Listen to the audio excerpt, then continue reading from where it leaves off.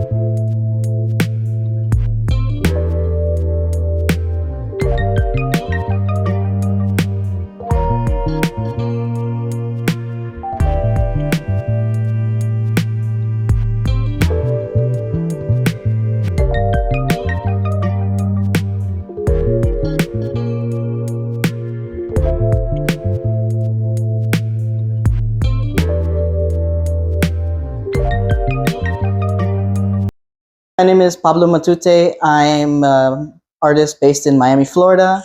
We're here in my studio at Laundromat Art Space in Little Haiti, and I'm going to show you some of the current works that I've been doing and some past works that I've done. Thank you for having me over, Pablo. How long have you been in Laundromat?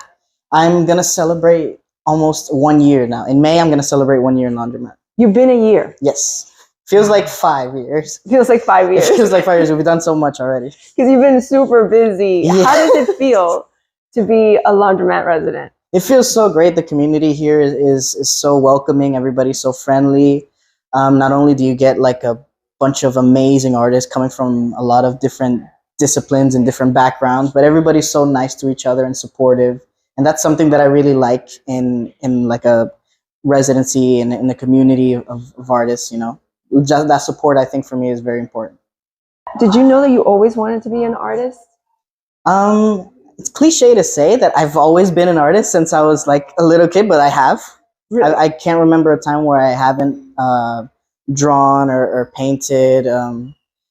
Since a little kid, that was one of the first things that I've always wanted to do. Since I was like, I think like 5 or 6, I said I want to be an artist. That's what I want to do for my job.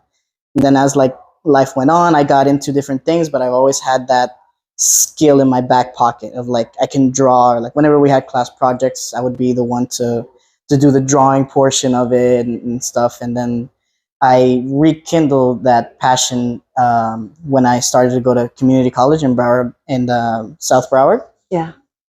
And I met with an artist called John Selberg, and he did large scale charcoal drawings.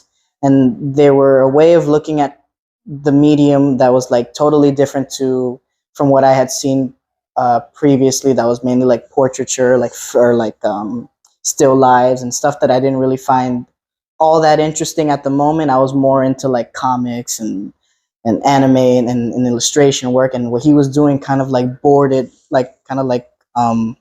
stood between those two worlds, you know? And so that's how I got started.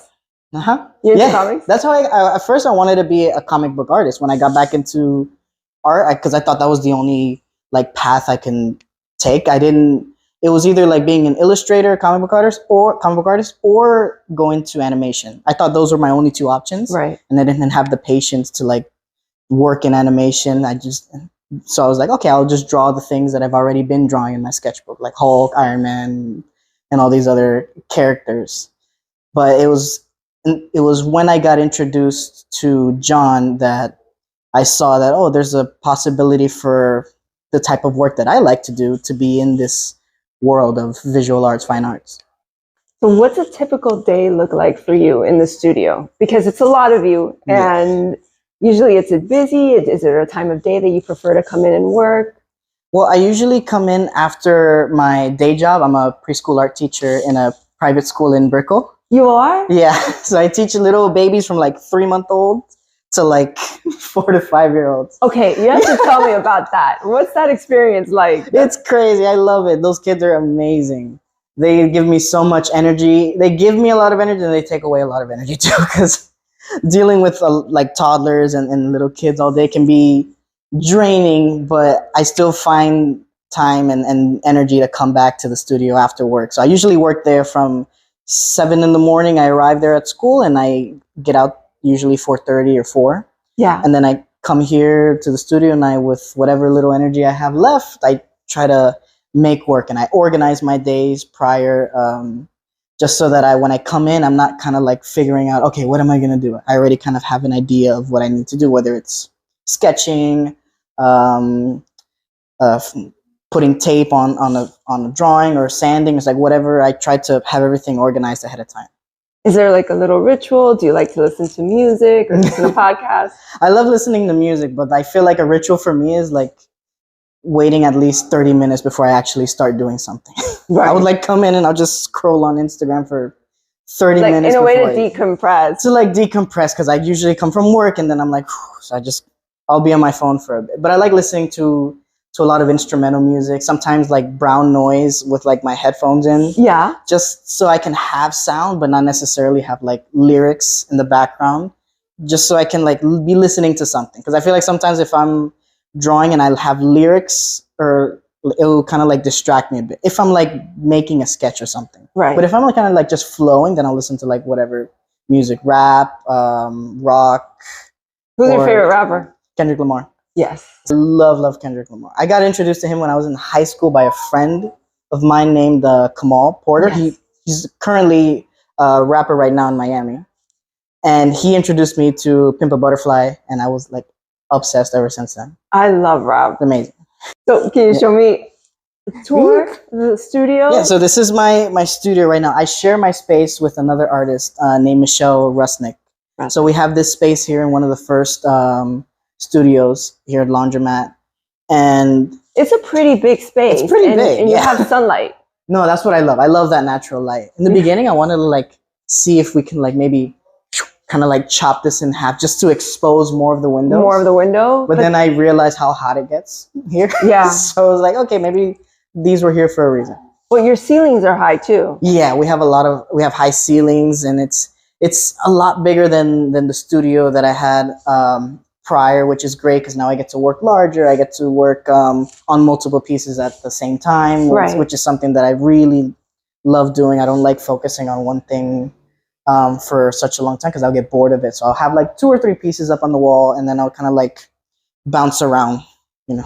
Do you normally do that? Do you work on multiple projects at the same time, or you just tackle one at a time? I'll work on multiple projects at the same time, you know. And I try to make sure that they're like completely different to one. And so if I'm like working on a project on paper, then I won't jump to something else on paper. I'll probably jump to sheetrock, or I'll jump to cement board, or I'll sketch in my book of like a new idea that I had floating around. Just kind of like, I just like having different things to kind of like occupy my mind, because I get bored pretty easily.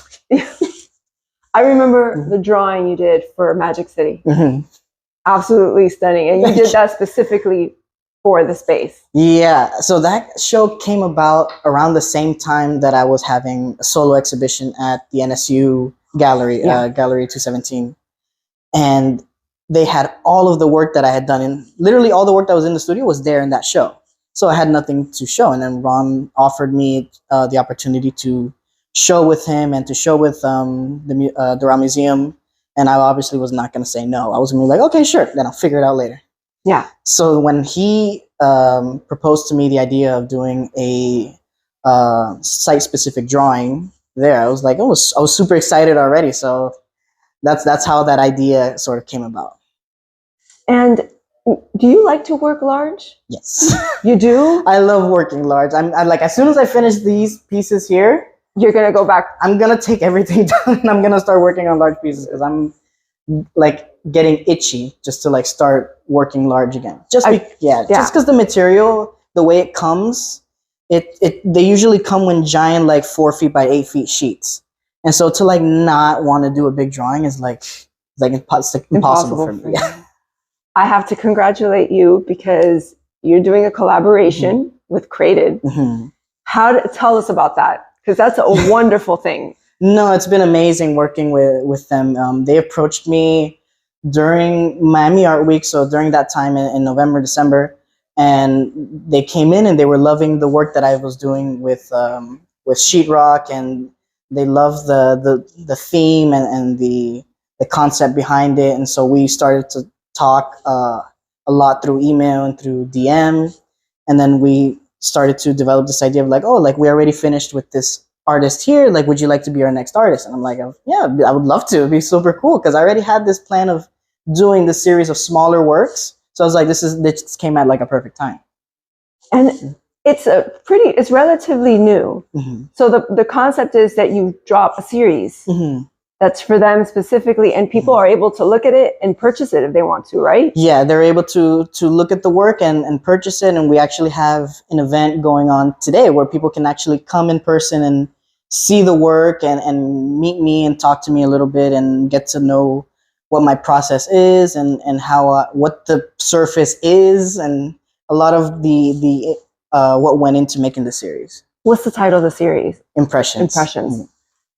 How did that idea come about? Because I know it has to do with childhood. Mm-hmm. And how did you manage to create this particular series? It's just based on memory? Well, some of the pictures are from old photographs taken by my mom.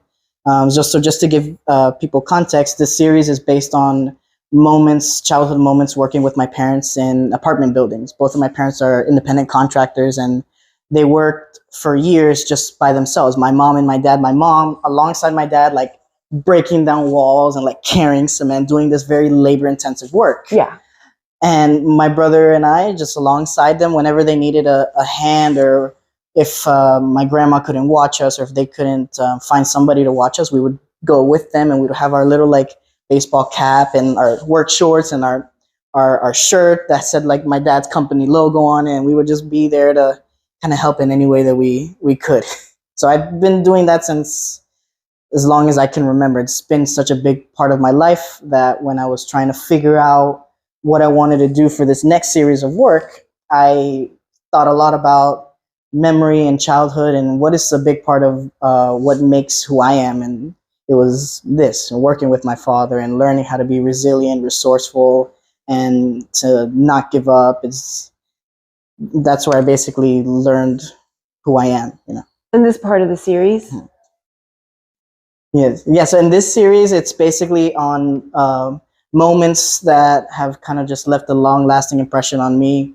Moments of my brother and I kind of messing around with materials and tools and help to like one of my first jobs that my dad gave me, just kind of caulking on baseboards, and like small like little moments that kind of like just kind of stood out and remained with me as like something that was like that left a lasting impression. Hence the title. What I love is the way the hand is, how you hold it. At first it was going to be like centered, and I was going to do like a charcoal line to kind of suggest the marking. But then I was like, oh, I can play with the actual frame itself and just kind of like extend it a little bit. Extend it. Yeah. So you do your own frames? Yes. So all of these frames I build myself. They're incredible. Thank you. It took a long time for them to get to this point, but... No, I find that more and more artists are creating their own frames. Mm-hmm. Do you find it to be helpful in terms of you and how you base your work? Is it for the buyer too? Well, it helps the pockets for sure, because like trying to get people, like if I were to go to a framer every time I wanted to make a piece, that would be super costly. But I also like this idea of like having my hand involved in it from start to finish. Right. You know? In every aspect of it. Yeah, in every aspect. I love creating. I love building. I get it from my dad. You know, even my dad after work, he would go to the house and he would have his little side projects that he would do. Like he wouldn't sit still. It's just creating has just been so embedded in him. And I feel like that's where I get my creativity from. I love the exposed nail. Thank you. I think that looks so dope. At first I had these pieces kind of like very like clean with like a nice little wood frame, you know? Yeah. But this gives it like it's almost like you're seeing the piece as it's meant to be seen, you know, or as it's meant to be used as. No, and it's part of the content too. Yes. Mm-hmm. Right? Because you're, you know, I think it totally goes. I just love it. Thank you. Insane. Oh gosh. Can you tell me about this?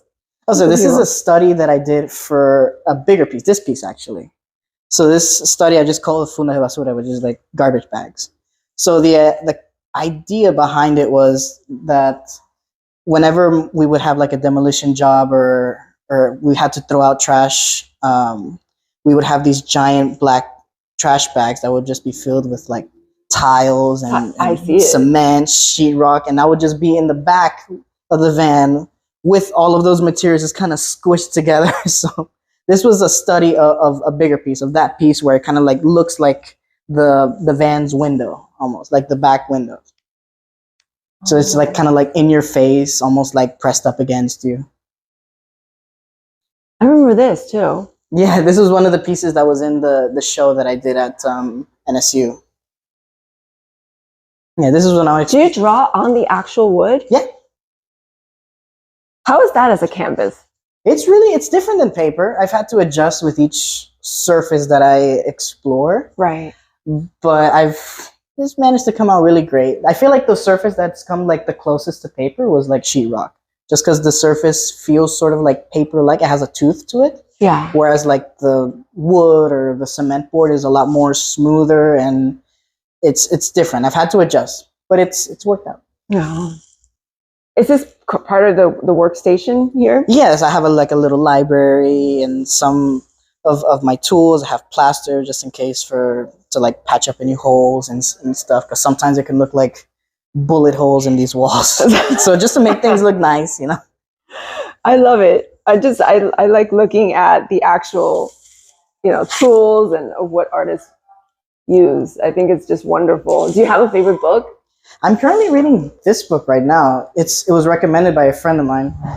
This is the Rick Rubin's The Creative Act. Yes. I've like just started reading it, and I'm like already obsessed with it. I'm obsessed with it already, because I'm like, when you read something that you kind of just like go like, yes, it's exactly what I've been thinking. This person's thinking it too. Yeah, he gives the best advice. 100%. No. And it's super. I haven't had a lot of time to like read, so like getting to like sit down and like read after like working all day. Because like after I go to work, then I come here and I do even more work. Then I go home and I just knock out for the day. How do you handle like any obstacles or just that comes along with making a piece, like that you didn't see coming? Do you just scrap it, or you just continue and push through it? Oh, I've had like thousands of pieces already that's been like boop, like in the trash. Just like, yeah. There were a lot of, for every one piece, there's probably like 2 or 3 that like never got to see the light of day. Really? Yeah. Like I've had to scrap so many pieces. So then I've just decided to, instead of do like the full like frame and whatever, I would just grab a piece of sheetrock, and if that piece happens to come out good, then I'll just cut it and I'll actually make the frame, instead of going through the trouble of making the entire frame. Yeah. And then having to throw out or try to unglue or unscrew the wood part. But yeah, there's a lot of trial that goes into a lot of what people don't see. How long is the process from start to finish usually for a project? I feel like the longest part of the process is the actual idea or the concept. Like, for instance, if I'm working off of just a photograph, then that's pretty easy. I can just go off of the photograph. But if it's something that's in my head, then I try to develop a couple of like thumbnail sketches or just like loose drawings to kind of see if I can flesh out a concept or see what works the best, Yeah. And then after that, it's the actual making of the frame and figuring out whether I want it on green sheetrock or if I want it on purple or gray or if this looks better on cement board. So there's a bunch of things that go into it, but usually a piece will take me like a month or 2, just because I don't like to rush. And I also, if I finish it a little early, it just kind of stays in the wall and I let it breathe for a bit. I stare at it, and then something new will come to mind, or it's just done, But I just give it time for it to like exist for a little bit. So I love checking this out, because last time I was here, I was like, I love this piece. Is Little Me? You want me to bring it up? Yes. I actually was thinking today because I remember when I was making this piece, it had the part here that was covering the face had blue tape on it. It was like blue painter's tape. And that was just really to like kind of like cover it up. I didn't really have like an intention for it other than to just like cover up the part while I do the charcoal bits. And then a lot of my friends were looking at it and they were like, "Oh, that's so cool. Is it done?" And I was like, "No." And they're like, "Oh, it should be. That looks super cool." I love this. It's one of my faves. It's little me. I love it. And the other reason why I wanted to like start to put like blue, I wanted to take the plant parts off and actually put blue tape, just because every time I would introduce people to this work, I would tell them like, "Oh, I started working when I was like this, when I was like that age." And so I always usually point towards that piece. Whoa. So I don't know. Maybe I'll do another portrait in the future. I like this too because you have this negative about it. Is there a reason for the pineapple? It's just the kitchen. Oh no, the pineapple. There's a big story behind the pineapple. So stop, really? Yes, my both of my parents are Ecuadorian. They come from a town called Milagros, and in Milagros, their main export and their main almost like symbol is the pineapple. You know, I heard that means. I could be wrong, but does it mean welcome? I used to work at Williams-Sonoma, so they have a pineapple, and I remember it meant like hospitality. Yeah, hospitality. Okay. I don't know if that's the particular. I think it's just their main export in that certain area. Yeah. But it's also great because everybody's so nice over there too. So I feel like it's fitting.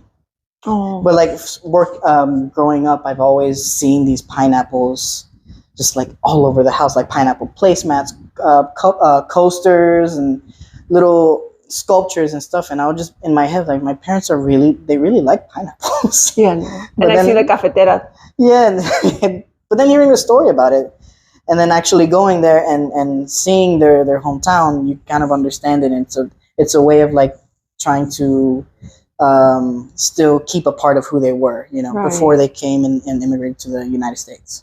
Right. I saw you have the website. Yeah. Can you see?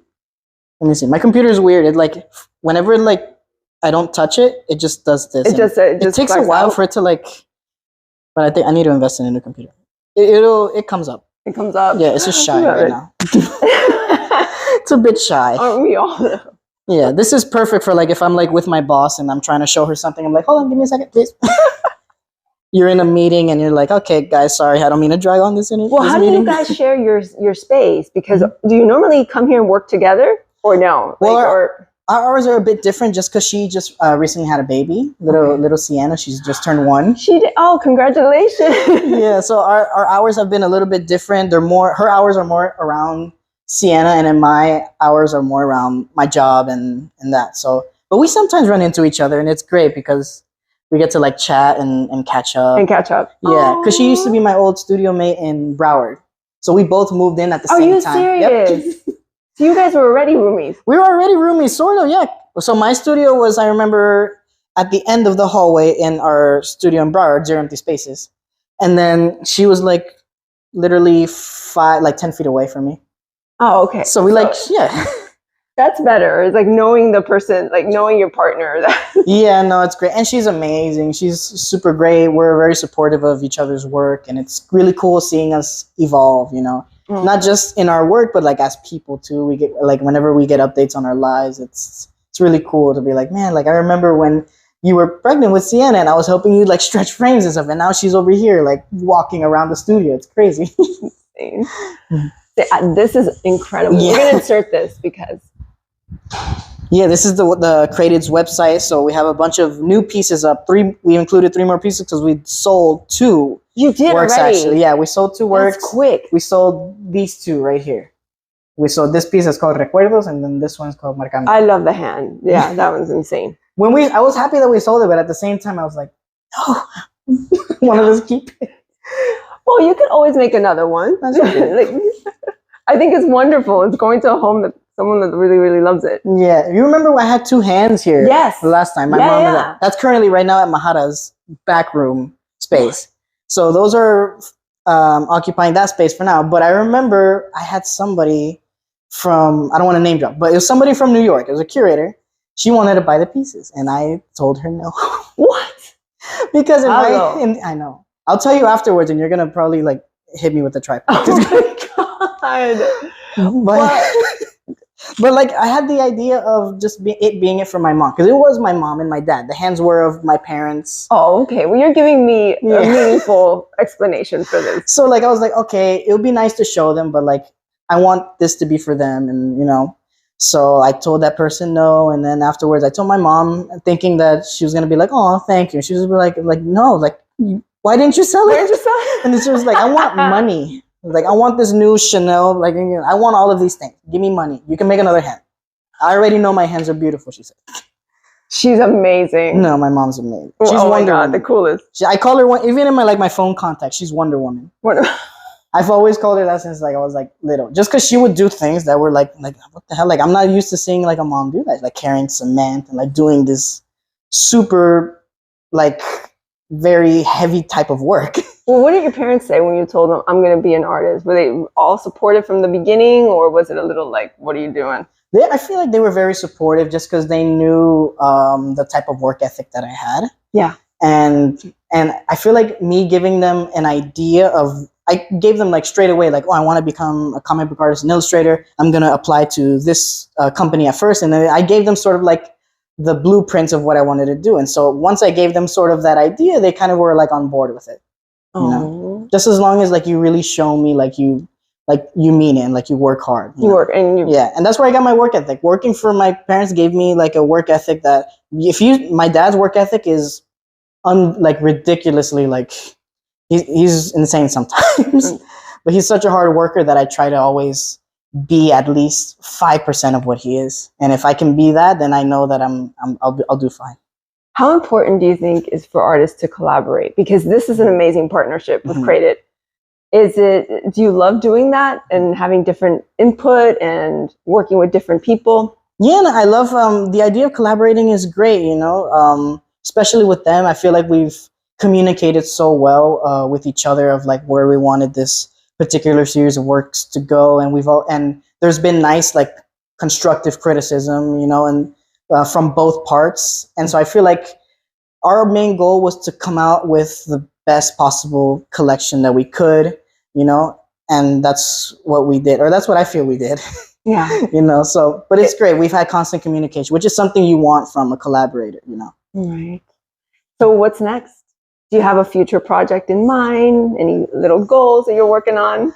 So currently, after this smaller series that I did here with Created, I'm going to try to clean up the walls, and I'm going to get ready to do larger pieces. Yeah. Pieces on like 4 foot by 8 foot sheetrock, cement panels, you know, just because they come like that. And when I see them in the store, I'm like, how can you not like want to do a big piece from it, you know, even if I don't have any buyer or gallery in mind, or like if I don't have anything ready for it, I still want to do it, you know, because I just want to scratch that curiosity. And then if anything, they'll just sit in the corner somewhere in the studio, and then I'll do another one.